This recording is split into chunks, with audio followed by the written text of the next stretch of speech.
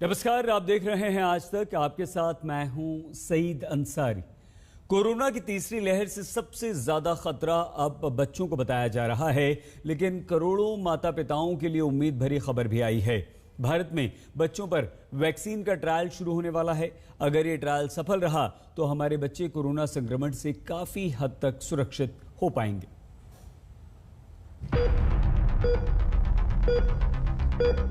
दूसरी लहर से जूझ रहा हिंदुस्तान,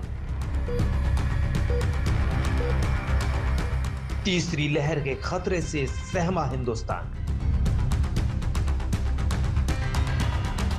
विशेषज्ञों ने चेताया, तीसरी लहर से बच्चों को खतरा बताया। दूसरी लहर थमी नहीं कि तीसरी लहर के डर से देश थर्राने लगा। विशेषज्ञ कह रहे हैं कि कोरोना की तीसरी लहर भी आएगी। ये भी कह रहे हैं कि तीसरी लहर की चपेट में बच्चे आएंगे। खतरनाक कोरोना की पकड़ में मासूम आएंगे। देखिए, अब अंदेशा ये हो रहा है कि थर्ड वेव भी शायद हमारे देश में आएगी।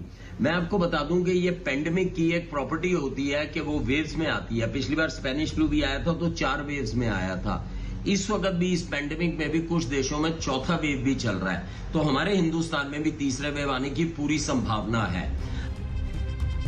कोरोना से बचाव के 2 ही रास्ते हैं, संक्रमण से बचना और टीका लगाना। लेकिन सवाल है कि बच्चों को कैसे बचाया जाए। अब इस सवाल का खुशखबरी भरा जवाब मिल गया है। बच्चों के लिए टीके पर शोध का काम आगे बढ़ा है। भारत बायोटेक की कोवैक्सीन को ट्रायल की इजाजत मिलने वाली है। कोवैक्सीन का ट्रायल 2 से 18 साल के बच्चों पर किया जाएगा।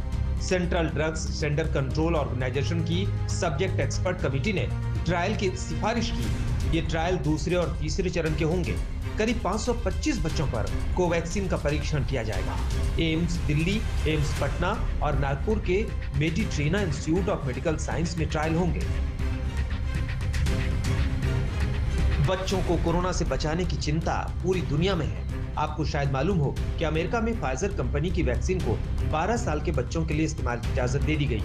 फाइजर ने ब्रिटेन में भी बच्चों के लिए वैक्सीन के इस्तेमाल की इजाजत मांगी है, लेकिन अब देसी कंपनी ने कदम आगे बढ़ाया है। उम्मीद करिए कि जल्द ही कामयाबी भी मिल जाएगी। आज तक ब्यूरो। कोरोना की जो मौजूदा दूसरी लहर है, इसमें बच्चे प्रभावित हुए हैं, लेकिन आशंका ये जताई जा रही है कि जो तीसरी लहर आएगी उसका सबसे ज्यादा असर बच्चों पर होगा। तो सवाल यह है कि बच्चों को वैक्सीन कब लगनी शुरू होगी? क्या बच्चे तीसरी लहर से बच पाएंगे? हमारे साथ बहुत सारे मेहमान हैं। Doctor Virendra Singh Chauhan, doctor Pradeep Seth, doctor Pragya Yadav, doctor Neelam Mohan. नमस्कार आप सभी को और आप सभी का स्वागत, बहुत बहुत धन्यवाद भी। डॉक्टर वीरेंद्र सिंह, डॉक्टर चौहान, जो ट्रायल्स शुरू होने की बात हुई है, ये ट्रायल्स कैसे शुरू होंगे, कब तक इसके रिजल्ट्स आ जाएंगे? और थर्ड वेव, उससे पहले थोड़ा सा ये भी बता दीजिए सर कि थर्ड वेव बच्चों के लिए कितनी खतरनाक हो सकती है? ये जैसे आपने अभी कहा जा रहा है कि बच्चों के लिए ज्यादा खतरनाक होगी। इसका कोई ऐसा बहुत बड़ा प्रूफ नहीं है, बट ये जरूर होगा कि जो बड़ी उम्र के लोग हैं, आप देखिएगा उनको काफी और कई देशों में और हमारे देश में भी वैक्सीन लग चुकी होगी। और जो न्यूट्रंट्स, जो वेरिएंट्स आए हैं, उनका वो ज्यादा इन्फेक्टिव है। तो अगर ये पहले एडल्ट्स को या बूढ़े लोगों को इन्फेक्ट करते थे, ऐसा माना जाता है। हालांकि इसका साइंटिफिक प्रूफ प्रोड्यूस करना बहुत जरूरी है, चूंकि ये बहुत ज्यादा 10 से 15 टाइम ज्यादा इन्फेक्टिव है। तो ऐसा बिल्कुल हो सकता है, लाजमी नहीं है, हो सकता है कि छोटी उम्र के जो बच्चे हैं, जो छोटी उम्र के जो जवान हैं, उनको इन्फेक्शन, क्योंकि इन्फेक्शन ज्यादा होता है, ऐसा हो नहीं सकता है कि वो ज्यादा एक्सपोज हो गए। इसको सोचते हुए बहुत पहले, कुछ महीनों पहले, फाइजर ने, मॉडर्ना ने और जॉनसन ने बच्चों में, और ये मैं आपको बहुत जल्दी से समझा दूं, जो पहली वैक्सीन के ट्रायल होते हैं वो हमेशा हेल्दी इंडिविजुअल में किए जाते हैं, यूजुअली 18 से 50 साल की उम्र। वो इसलिए किए जाते हैं क्योंकि इस वैक्सीन के बारे में किसी को कुछ पता नहीं होता, इसलिए आपको उन लोगों की जरूरत है जो बिल्कुल रोबस्ट हेल्थ हो। और हर वैक्सीन, ऐसी कोई वैक्सीन नहीं जो फाइनली बच्चों को ना दी जाए, खासकर मलेरिया जैसी वैक्सीन तो बच्चों को ही दी जाएगी। तो इसको ग्रेडेड तरीके से नीचे ले जाया जाता है, जैसे 12 से 16 को अलाउड है। और अभी जैसे मैं आपसे बात कर रहा हूँ, उससे नीचे के बच्चों के भी ट्रायल शुरू हो गए। तो ये नहीं कि आप 2 से 18 साल के बच्चों को एक साथ ट्रायल करना शुरू करते, मेरे विचार से वो ना पॉसिबल है, ना ही वो होगा। आप पहले इसको 12 साल तक के बच्चों को ले जाइएगा, अगर उनमें आप समझते हैं कि इम्यूनोजेनिसिटी है और सेफ्टी है, और मेरे ख्याल से ये सेफ रहेंगे, बट प्रूव करना जरूरी है। उसके बाद में आप और 4 साल या 5 साल के नीचे की पायदान में जाएंगे, तो ये थोड़ा लॉन्ग ड्रॉन अफेयर होगा। और चूंकि वैक्सीन बहुत ज्यादा लोगों को लग चुकी है, हमें मोटा मोटा मालूम है कि ये सेफ वैक्सीन है, मगर जब तक बच्चों में प्रूव ना हो जाए तब तक उनको नहीं दी जा सकती। और अगर भारत बायोटेक कोवैक्सीन वैक्सीन के ट्रायल की इजाजत दी जाएगी तो बड़ी अच्छी बात है। और मैं ऐसा सोचता हूँ कि सब कुछ ठीक ही चलेगा, बस हमको इसको प्रूव करना होगा कि ये ठीक है। ये बहुत अच्छी बात है सर, और यही आशा हम भी करते हैं कि ये वैक्सीन का ट्रायल ठीक से हो और ठीक चले, और आप भी यही आशा कर रहे हैं। डॉक्टर सेठ, ये ट्रायल्स किस तरह से होते हैं, कितना इसमें समय लगता है, और क्योंकि सेकेंड वेव चली रही है, थर्ड वेव कभी भी आ सकती है, क्या उससे पहले हम ये ट्रायल्स पूरे कर पाएंगे सर? देखिए, सबसे पहले जो ऐसे डॉक्टर चौहान ने बताया, बहुत अच्छा समझाया है कि बच्चों में जो तीसरी वेव का हम पहले इंतजार करें, तीसरी वेव आए तो उससे पहले हमको बच्चों में लगाना जरूरी है। वो इसलिए बच्चों में हालांकि कोई इतनी सीवियर इलनेस नहीं होती, बहुत रेयरली एक मल्टी सिस्टम इन्फ्लेमेटरी सिंड्रोम देखा गया, बहुत रेयरली वो बाहर देखा गया है, तो बहुत रेयर होता है। बच्चों में usually it's mild, very mild infection होता है, चला जाता है। और इसलिए हम why we want to give it children, क्योंकि उनके अंदर वो ट्रांसमिशन जो है वो बहुत ट्रांसमिशन ऑफ इन्फेक्शन बहुत, क्योंकि वायरस विल रेप्लिकेट, वो आपके नोज और थ्रोट में रेप्लिकेट करेगा, उससे ट्रांसमिशन बहुत इजीली हो जाता है। तो इसलिए बच्चों के लिए कोवैक्सीन करना जरूरी है। यही फाइजर ने ये वैक्सीन अपनी ट्राई की है अभी, और उसके अंदर देखा गया है कि दे हैव ट्राइड इन 1000 बच्चों में देखा था, और उन्होंने देखा था उनमें 1000 में से जो 2 ग्रुप में बांट दिए थे, प्लेसिबो ग्रुप था, एक दूसरा ग्रुप था जिसके अंदर वो उन्होंने वैक्सीन दी थी। उन्होंने देखा था कि प्लेसिबो ग्रुप में 18 बच्चों को तो इन्फेक्शन हो गया था, लेकिन जो फाइजर जिसको वैक्सीन दी गई थी उसके अंदर एक भी इन्फेक्शन नहीं हुआ। तो इसके मतलब ये है कि ये वैक्सीन विल प्रोटेक्ट, और कम से कम उनके अंदर ये बच्चों के अंदर इम्यूनिटी आ जाएगी। और उनका टेस्ट करने के लिए सबसे बढ़िया एंटीबॉडी देखिए, क्योंकि बच्चे नाक से लेने में बड़ा कतराएंगे और उसके लिए वो शोर भी मचाएंगे, तो उनके लिए बेस्ट एंटीबॉडी देखिए और ठीक है कि नहीं, that's a very good thing. और सबसे ज्यादा जरूरी है कि 12 से 16, जैसे डॉक्टर चौहान ने कहा बहुत अच्छा है, 12 से 16 को पहले देखिए और 16 से शुरू करिए, पहले 16, 15 इस तरह नीचे आए, क्योंकि 15 से 16 साल के बच्चे जो हैं वो बाहर जा सकते हैं।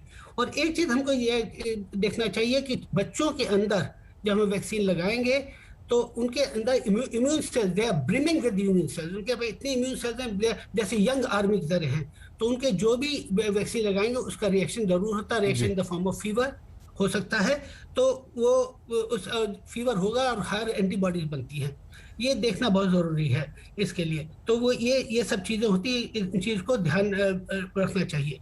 और एक चीज और कि जो अंडर 5 के बच्चों का जैसे है अभी 2 to 18 का है, उसके अंदर थोड़ा सा इनको प्लानिंग अच्छी करनी पड़ेगी, क्योंकि उन बच्चों को दूसरी वैक्सीन भी मिलती है, पोलियो, मीजल्स, रुबेला और कितनी सारी वैक्सीन मिलती है, और ज्यादा वैक्सीन लगाएंगे तो उनके अंदर जो immune response will be confuse in the sense कि क्या करें, किसको करें, तो उनके अंदर एक स्पेसिंग ठीक करनी पड़ेगी इनको कि पहले कौन सी लगाए और फिर कौन सी लगाए। स्पेसिंग बहुत जरूरी है, वो प्लानिंग बहुत अच्छी तरह बैठ करके करनी पड़ेगी इनको।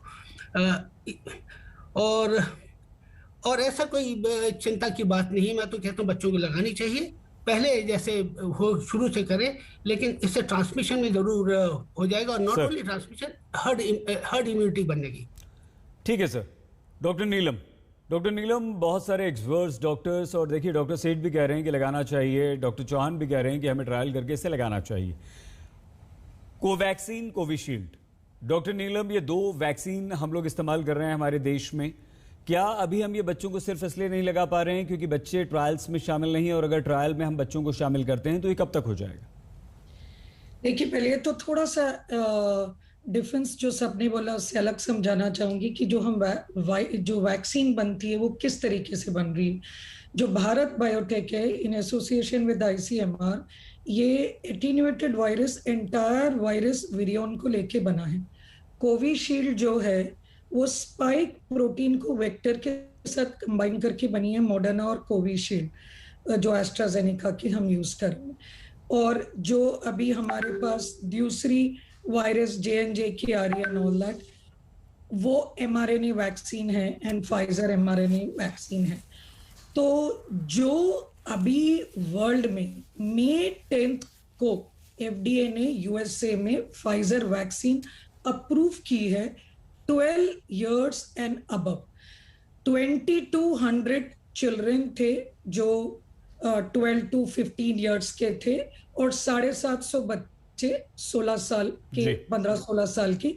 इनमें करने के बाद फेज 2 स्टडी क्या होती है? फेज 2 स्टडी आप हंड्रेड्स में करते हैं और उनमें आप सेफ्टी और इम्यूनोजेनिसिटी कि आपकी रिस्पॉन्स एंटीबॉडी क्या है। फेज 3 ट्रायल क्या है? आप थाउजेंड्स में करते हैं, एक ग्रुप को मिला है एक ग्रुप को नहीं मिला है, और आप देखते हैं कि कंपैरिजन में जिनको मिला है उनके पे फायदा क्या हुआ, जिनको नहीं मिला उन पे क्या फायदा। तो जो फाइजर ने एडोलेसेंट 12 years पे स्टडी जो उनके mRNA वैक्सीन है उस पे बताया कि 100% एफिकेसी थी, वो बच्चों को इफेक्ट नहीं हुआ।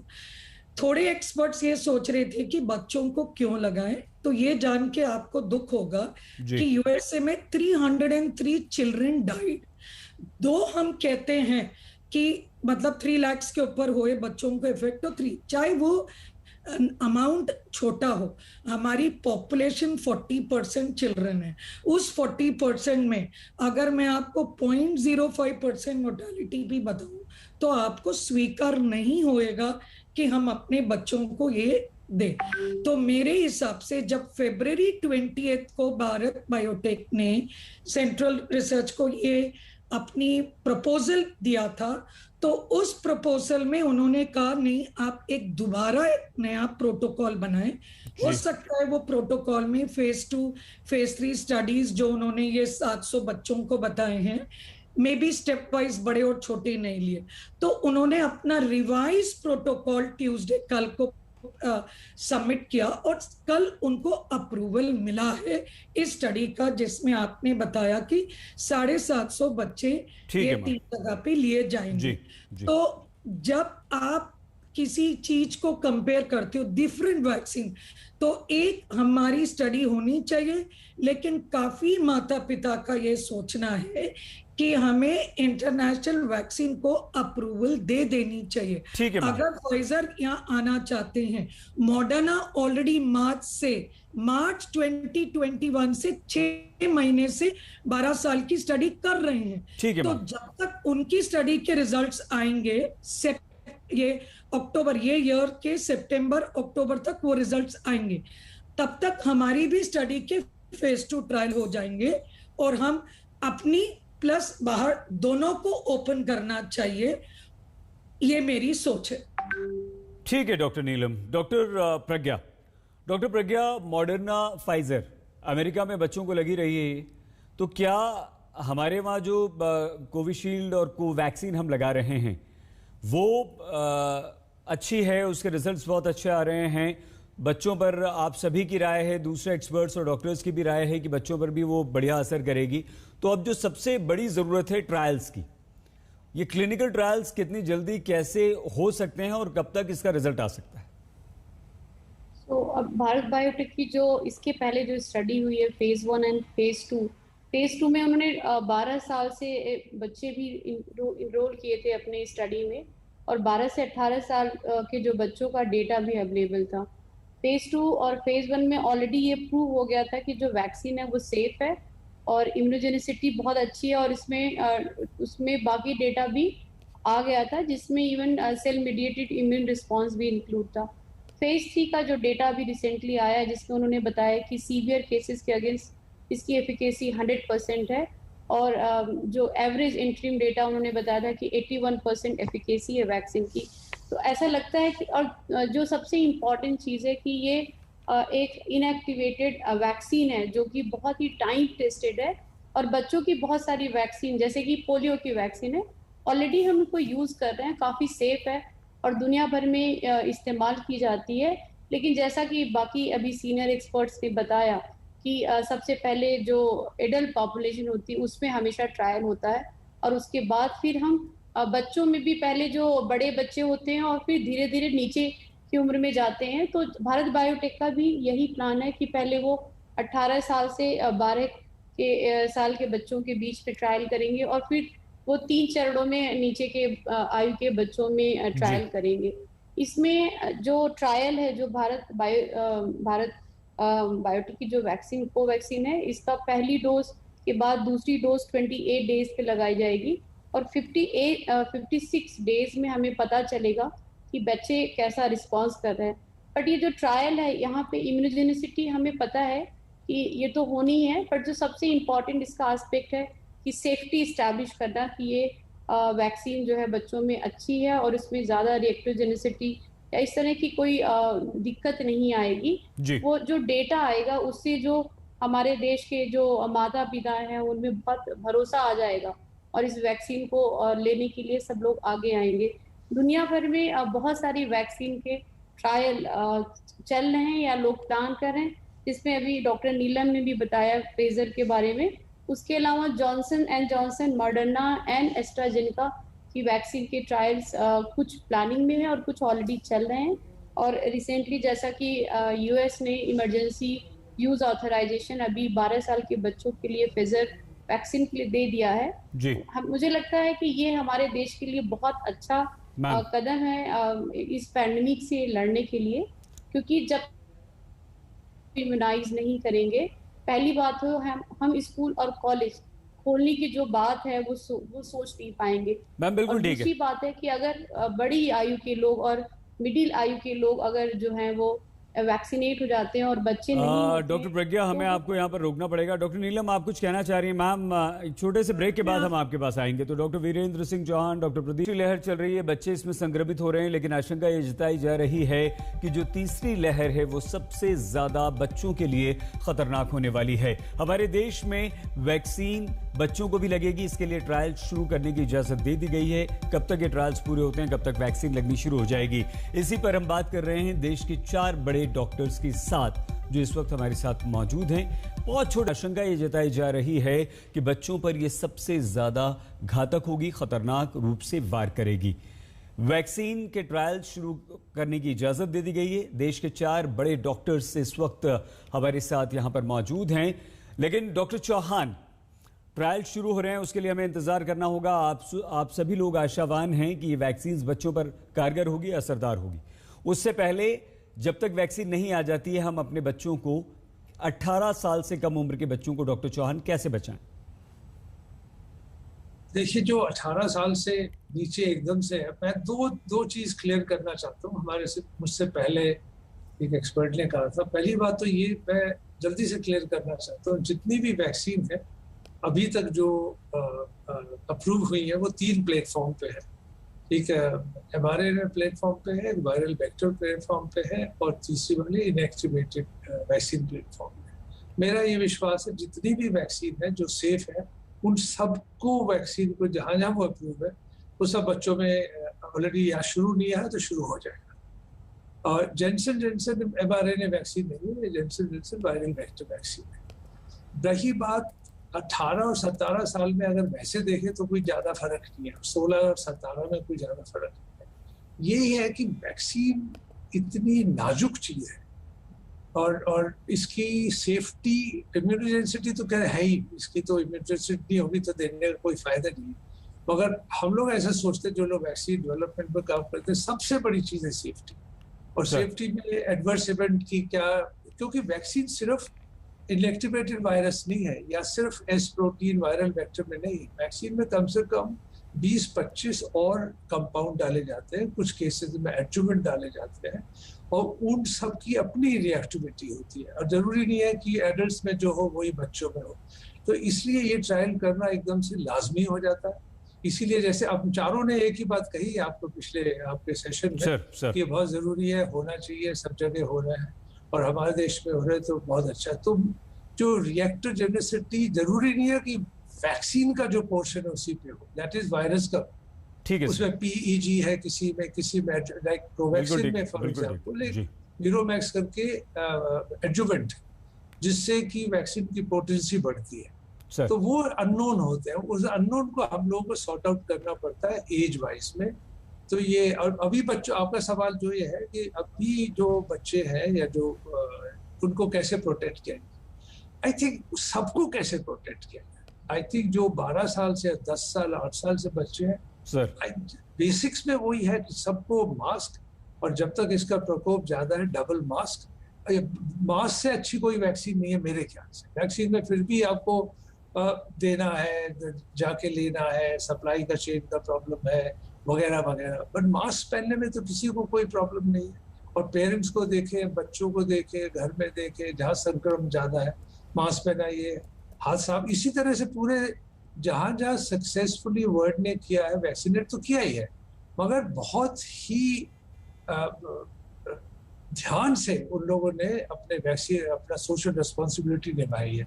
हम लोगों के लिए थोड़ा स्लिप ये हो रहा है कि सोशल रिस्पॉन्सिबिलिटी थोड़ा स्लिप है, और वैक्सीन की कमी तो है। तो मैं सोचता हूँ वापस चले, सब लोग वापस फिर से बहुत ही स्ट्रिक्टली मास्क पहने, हाथ धोएं, सोशल डिस्टेंसिंग रखें, और अच्छे दिन सामने आए के रहेंगे, इसमें मेरे को कोई विश्वास नहीं। अभी ये लग रहा है कि ये कि पता नहीं कैसे इससे नाता छूटेगा, नाता जरूर से जरूर छूटेगा इससे। डॉक्टर चौहान, बहुत अच्छी बात है। देखिए आप कितना पॉजिटिवली कह रहे हैं कि बिल्कुल इससे पीछा छूटेगा हमारा। और जो सोशल रिस्पॉन्सिबिलिटी की बात आप कर रहे हैं सर, उसमें हम बहुत ज़्यादा लैग करते हैं, बहुत ज़्यादा पीछे होते हैं। डॉक्टर नीलम, सॉरी आप कुछ कहना चाह रही थी, हम डॉक्टर चौहान के पास चले गए। बताइए मैम प्लीज। देखिए, मैं सैयद साहब एक चीज मैसेज देना चाह रही हूँ कि थर्ड वेव आ गई, क्योंकि फर्स्ट वेव में हमारे पास पीपी किट, मास्क नहीं थे, और सेकेंड वेव हमारी गलती हुई है, जो लैंसेट ने क्रिटिसाइज किया है इंडिया को, जो हमारी पॉलिटिकल रिलीजियस रैलीज हुई है उसके लिए, और हमारे पास ऑक्सीजन नहीं था। इसीलिए जो नेशनल एक्सपर्ट्स है उन्होंने आपको इत्तला किया कि थर्ड आएगी और आप थर्ड के लिए रिस्पॉन्सिबल हो जाए। लेकिन मैं आपके जरिए, सारे माता पिता, मुझे बहुत सारे फोन आते हैं, अभी हमारे पास ऐसा कोई प्रूफ नहीं है कि हम बताएं कि बच्चों में ज्यादा होगा, क्योंकि हमने फर्स्ट में और सेकंड में गलती कर चुके हैं। तैयारी करने में कोई गलती नहीं है, तो हम अपने आप को थर्ड वेव के लिए तैयार कर रहे हैं, और थर्ड वेव में सोच रहे हैं कि अगर बड़े प्रोटेक्ट हो जाते हैं तो बच्चों की प्रोटेक्शन की बात करें। तो ये प्लीज क्लैरिटी नंबर 1। सेकेंड, अगर ये 3 चीज का हम ध्यान रखते हैं तभी हम बच सकते हैं। नंबर 1, अगर थर्ड वेव हमें नहीं लानी है तो हमारी वैक्सीन, आप जानते हैं मुझसे ज्यादा कि जो स्पीड से हमारी वैक्सीन चल रही है, और आपने इंट्रोडक्शन में ही बताया कि कहाँ पे वैक्सीन नहीं मिल रही, तो क्या हम नेक्स्ट फ्यू मंथ्स में अपनी वैक्सीन पूरे देश को जो 60% अडल्ट पॉपुलेशन है उनको लगा पाएंगे? आंसर है नहीं। क्या हम अपनी, अब हमें मालूम है कि ये विलेजेस में पहुंच गई है, नाउ दैट विलेजेस में पहुंच गई है, और हम अभी तक अपनी प्रोटेक्शन, कोविड बिहेवियर और इवेंट जिसमें आपके पार्टीज वार्टीज मैरिजेस, ये हम नहीं रोक पाए हैं। तो इस 2 को नजर रखते हुए एक्सपर्ट का कहना है, प्लस तीसरी सबसे खतरनाक चीज जो वायरस म्यूटेंट कर रही है, आपको जान के होगा कि आज ही जो रिलीज आ रहा है जो 1618 म्यूटेंट, वो उसको हम कह रहे हैं एस्केप म्यूटेंट। तो जब तक वायरस रहेगी वो अपने जीने के लिए म्यूटेट करेगी, एस्केप करेगी म्यूटेंट। अभी कोविशील्ड साउथ अफ्रीकन स्ट्रेन जो 4% है इंडिया में, उसके इफेक्टिव नहीं है। तो इसीलिए हम आपको ये कह रहे हैं एक्सपर्ट्स की, हम जितने से जल्दी प्रोटेक्ट करेंगे, हम म्यूटेंट से बचना चाह रहे हैं। साइंस अपना काम करिए, लेकिन हम पॉपुलेशन को डराना नहीं चाह रहे, माता पिता को डराना नहीं चाह रहे। हम ये कह रहे हैं कि तैयारी करिए, हो सकता है, और हम अपने आप को डॉक्टर्स, हेल्थ केयर वर्कर्स और इंफ्रास्ट्रक्चर अपने आप को तैयार कर रहा है। आप खुश रहे, आप अपने लिए मास्क करें और कोविड अप्रोप्रिएट बिहेवियर करें। बाकी हम सब 4 पहिए की गाड़ी गवर्नमेंट, मीडिया, डॉक्टर्स और आप चौथी गाड़ी पॉपुलेशन अपना ध्यान रखें, ये कहना चाहूँगी। बहुत ही बढ़िया मैम। डॉक्टर नीलम, ये आपका सजेशन भी अच्छा था और डॉक्टर चौहान की बात को आपने आगे बढ़ाया। डॉक्टर चौहान ये कह रहे हैं कि अच्छे दिन आएंगे, पक्का उन्हें विश्वास है। डॉक्टर प्रज्ञा, थर्ड वेव आने वाली है, थर्ड वेव आएगी, बच्चों पर असर डालेगी, जाहिर सी बात, ये सिर्फ आशंकाएं हैं, बातें हैं, कितनी सच्चाई है इसका कोई साइंटिफिक प्रूफ हमारे पास नहीं है। लेकिन इससे क्या है कि पूरा देश परेशान है। बहुत ज़रूरी किसी को कहीं ट्रैवल करना है, किसी को घर जाना है, क्योंकि बहुत सारे बच्चे अभी अपने हॉस्टल्स में, कॉलेजेस में फंसे हुए हैं। तो क्या करें, कितना इंतज़ार करें?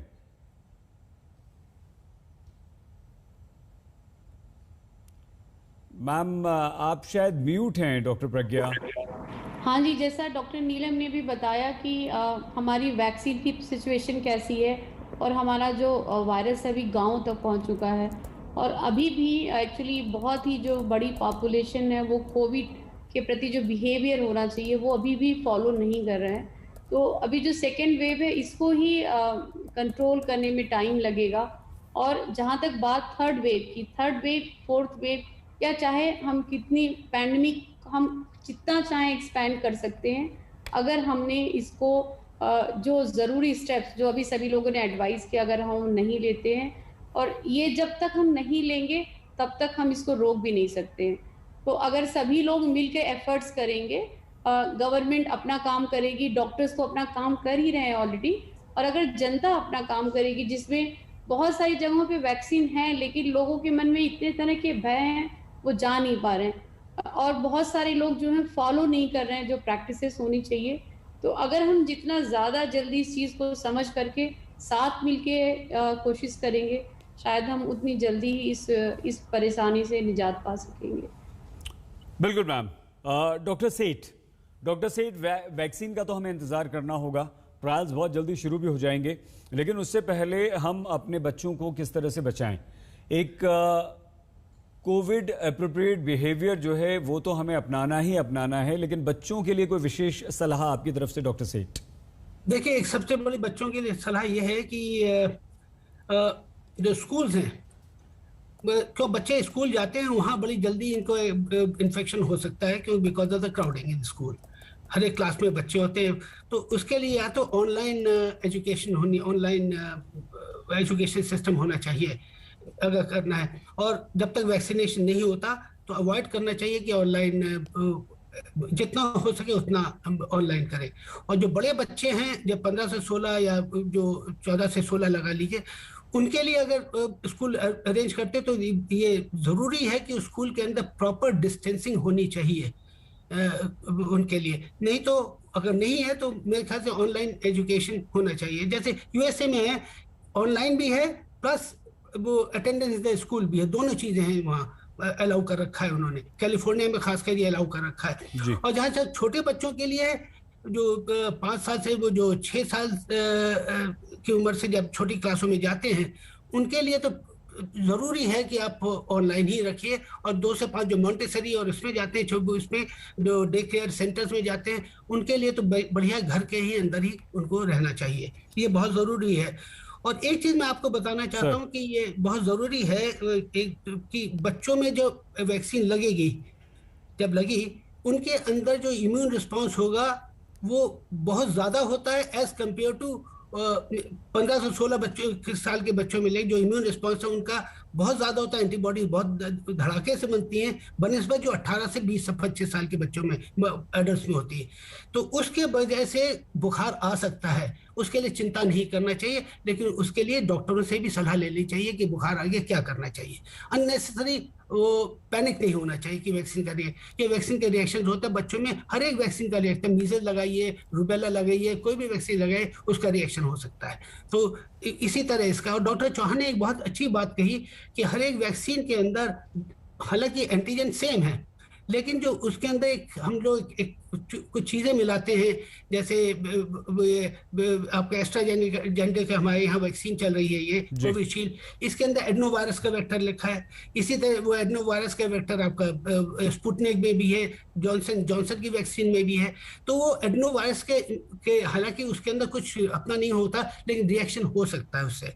तो ये जहाँ तक कोवैक्सीन का है, कोवैक्सीन इज वेरी सेफ, और ये सारी वैक्सीन सेफ है, लेकिन जो मिले वो लगवा लीजिए, ये बढ़िया है। लेकिन ये है कि जरूरी है, उसके लिए आपको समझदारी का साथ साथ चलना पड़ेगा। ये अच्छी बात आपने डॉक्टर सेठ कही कि जो मिले लगवा लीजिए, वैक्सीन लगवाना जरूरी है। डॉक्टर चौहान रिएक्शन होगा, हो सकता है। नीलम जी कुछ कहना चाह रही है? एक छोटा सा सवाल डॉक्टर चौहान से पूछ लें, है ना, उसके बाद, क्योंकि उनकी टर्न। सर, डॉक्टर चौहान, अब तो स्थिति ये हो गई है सर कि बच्चे घर से तो बाहर निकल सकते ही नहीं है, लेकिन अब तो उन्हें बैल्कनी और कॉरिडोर में जाने से भी पेरेंट्स ने मना कर दिया है। तो बच्चे करें तो करें क्या? और वो छोटा सा डॉक्टर प्रदीप सेठ की बात को आगे बढ़ाते हुए सर, कि भले ही रिएक्शन हो या कुछ हो, लेकिन कितना जरूरी है वैक्सीन लगवाना बच्चों को? मेरा अपना विश्वास ये है कि जैसे आपकी चैनल से कहा जा रहा है कि एक तो बिल्कुल किसी भी तरह का पैनिक करने की जरूरत नहीं है। वायरस बालकनी में आके खड़ा नहीं हुआ है बाहर। वायरस तो जब तक संक्रमण नहीं हुआ घर पे, तब वो तक एयरबॉर्न की जब से बात आई है ना, तो पेरेंट्स तो ने निकलने दे रहे। उसी में हमने बहुत सारी चर्चा की जी, बहुत सारे डॉक्टर से बुला के पूछा कि भाई क्या करना है, कैसे करना है। लोग डर रहे हैं, बहुत डर रहे हैं सर। मैं उसी में कह रहा था कि एयरबॉर्न तो ये सदा से ही था। हम लोगों ने अभी थोड़ी देर पहले शुरू, इसका कोई वो जब मास्क पहनी आपने, तो चाहे एयरबॉर्न हो और चाहे ड्रॉपलेट्स में हो। देखो, एयरबॉर्न और ड्रॉपलेट का यही फर्क है। जो थिकर ड्रॉपलेट है, पहले लगता था कि वो ज्यादा उससे ज्यादा संक्रमण होता है। अभी लगता है कि जो छोटे वायरस पार्टिकल है वो बहुत छोटे सारे ड्रॉपलेट में भी, तो दैट्स व्हाई इट्स लाइटर। मगर कोई भी फर्क नहीं है इसके संक्रमण में पहले से, सिवाय इसके कि जो म्यूटेंट्स आए, जैसे अभी नीलम जी का south African mutant, UK mutant. मैं म्यूटेंट की भी एक कहना चाहता हूँ, इसकी कोई परवाह नहीं करिए ये कहाँ का म्यूटेंट, ब्राजीलियन है कि कैलिफोर्नियन है। Mutant is just a mutant, और वायरस को म्यूटेट करना ही है। इसी तरह से वायरस एक दिन निकल जाएगा, क्योंकि ये म्यूटेट करता है। नया वायरस है, तो इसलिए अभी ऐसे लगता है इसके वेरिएंट हमको बहुत ज्यादा परेशान करे, और करेंगे, शायद हो सकता है करें। तो मैं सोचता हूँ पेरेंट्स को बिल्कुल भी ऐसे बच्चों को बालकनी में जाने से बिल्कुल मना नहीं करना चाहिए, बट मास्क जरूर पहने। अब ये भी मैं बार बार कहूंगा, मास्क जैसा मास्क के बिना नहीं, कोई शील्ड आपके पास में नहीं है।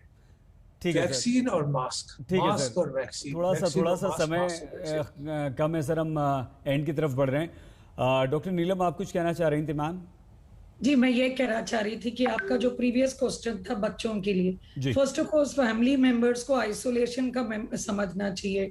अगर आपकी फैमिली में कोई पर्सन है जिसको कोविड है, अभी तक काफी लोग आइसोलेशन का मतलब नहीं समझते हैं, तो प्रेफरेबली वो केयर टेकर जो उनका ध्यान रख रहा है, वही केयर टेकर को प्रॉपर अपनी तरीके से करना चाहिए, mask and hand washing and all, so that utensils and all, so that वही दूसरे बच्चे को ना। और बच्चे को बचाने के लिए आपकी इम्यूनिटी, एक आपको उनकी डाइट का ध्यान रखना चाहिए, आपकी उनको स्लीप का ध्यान रखना चाहिए। स्क्रीन टाइम एंटरटेनमेंट वाला 2 आवर्स रखें, बहुत ज्यादा भी ना रखें, बेसाइड्स स्कूल का टाइम जो चलता है। प्लस उसके साथ ही आपको उनकी मेंटल हेल्थ इशू का भी ध्यान रखना है, जो आजकल बहुत ज्यादा बढ़ गई है। सो मेरा मतलब सारा टाइम क्वांटिटी टाइम नहीं, थोड़ा सा क्वालिटी टाइम बच्चों की, उनकी प्रॉब्लम सुन के उनको देना है, ताकि उनकी इम्यूनिटी बढ़े और उनको समझ आए कि वो स्लीप और डाइट और एक्सरसाइज का क्या मतलब है। एक्सरसाइज के आपके अंदर एक एंडोर्फिन्स रिलीज होती है। दूसरा, जो म्यूटेंट्स होते हैं वो 2 किस्म, जेनेटिक शिफ्ट्स एंड ड्रिफ्ट्स। जो छोटा सा ड्रिफ्ट होता है, अभी तक हमारी वैक्सीन उसके अगेंस्ट है, लेकिन भगवान ना करे अगर वो एक्सेसिव शिफ्ट होता है तो वैक्सीन काम नहीं पड़ेगी। इसीलिए हम सबको सतर्क रहना चाहिए कि जल्दी से जल्दी सबको इम्यूनाइजेशन हमको करना चाहिए। और मास्क के बदले मैं अगर आपको बोलूं कि किसी तरीके से प्रोडक्शन चीप हो जाए और N95 मास्क बच्चों के लिए निकले, बिकॉज जैसे वो नाम है 95% आपको protection. Thank you ma'am. Doctor Virendra Singh Chauhan, doctor Pradeep Seth, doctor Pragya Yadav, doctor Neelam Mohan. पिछले 24 घंटों में कोरोना के फिर से 3.5 लाख के लगभग केस हमारे देश में सामने आए हैं। 4000 के लगभग लोगों की मौत हुई है और ये बच्चों पर भी असर कर रहा है। तीसरी वेव बच्चों के लिए ज्यादा खतरनाक है, लेकिन वैक्सीन के ट्रायल को मंजूरी मिल चुकी है। बच्चों के लिए जल्द वैक्सीन लगनी शुरू हो जाएगी। देखते